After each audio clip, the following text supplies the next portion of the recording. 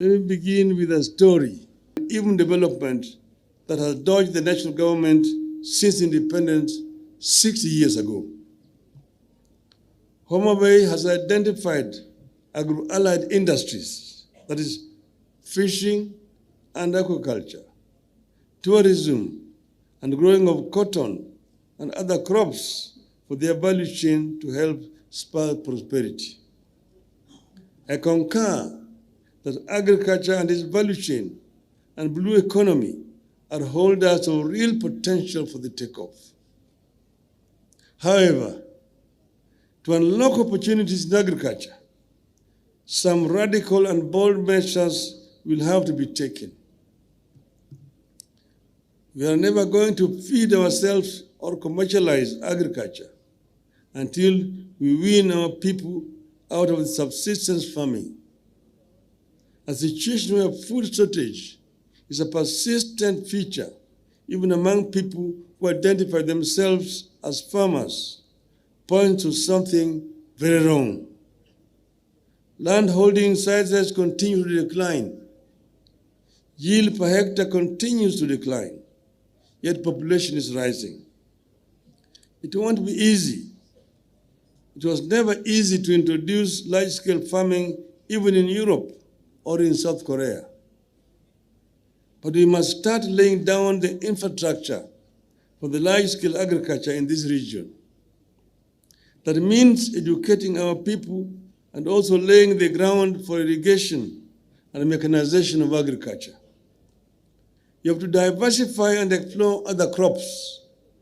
To this end, I appreciate the effort by Homa Bay and neighbors to venture into crops for edible oils like palm, soya, groundnuts, and renewed interest in the cotton have been polluted and degraded, making them unable to produce enough fish for domestic use and commercial purposes.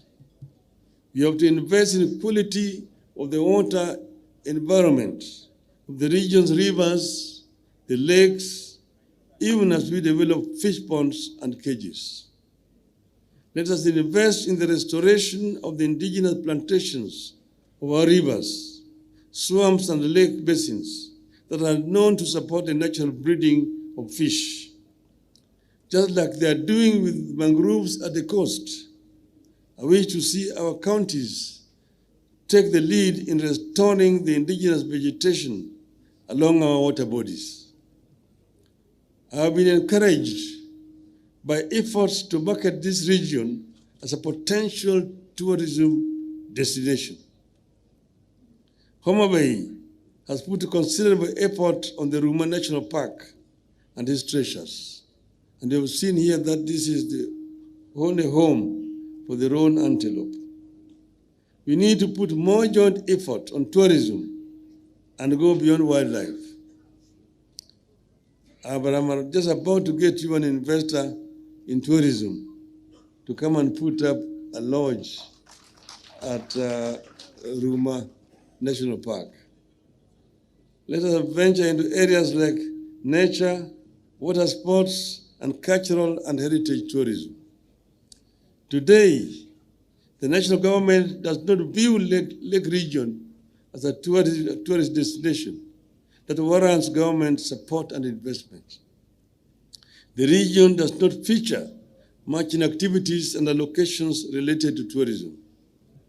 We must not wait.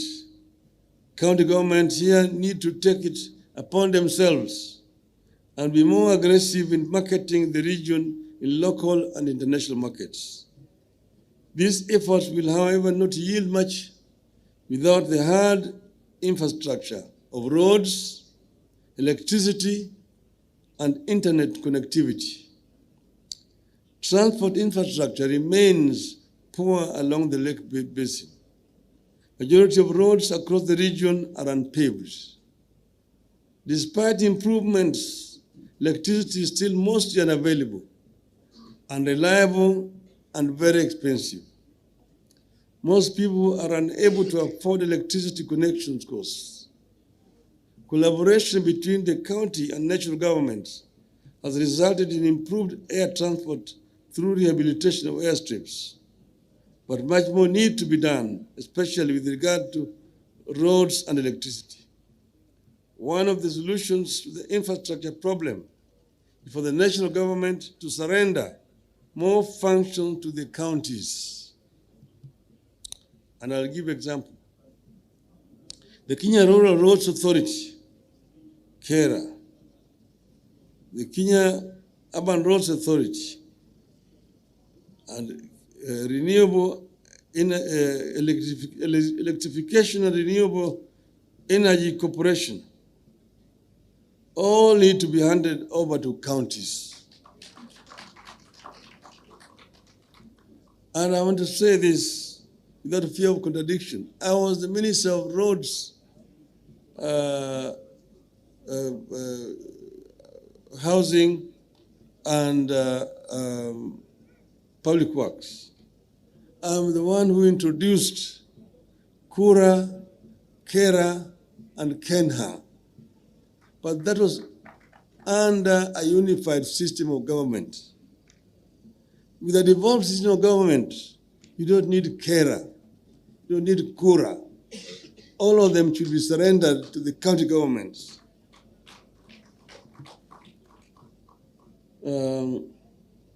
Freeing these bodies would empower counties to develop low-cost alternative sources of energy like solar parks, wind energy, geothermal power that is abundant in this lake region. This will also increase rural access to electricity and spur the expansion of the road network of all Class C and D roads to bitumen standards. The overall aim is increased trade and investment in the region that requires a different kind of infrastructure, removing the barriers that prevent the attainment of full potential. As much as possible, counties have to reform and deregulate in order to perform. Make your regulations and processes to compare with the best in the world. Do not bog the people down with taxes and levies, rules and regulations that only make doing business more difficult. Make doing business not only easier, but also cheaper. I encourage you to make doing business smarter by insisting on IT-based transactions, particularly in the procurement of goods and services and payment for government services. At all times, we must never forget that much as we need to grow and be competitive, you have an obligation to be caring and compassionate. Create the infrastructure for the people to take care of themselves, then watch the people rise. I am very encouraged by what you have seen today here in Homa Bay.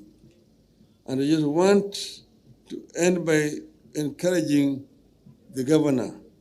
She has started well in what she's doing. She needs to continue and will get all our support.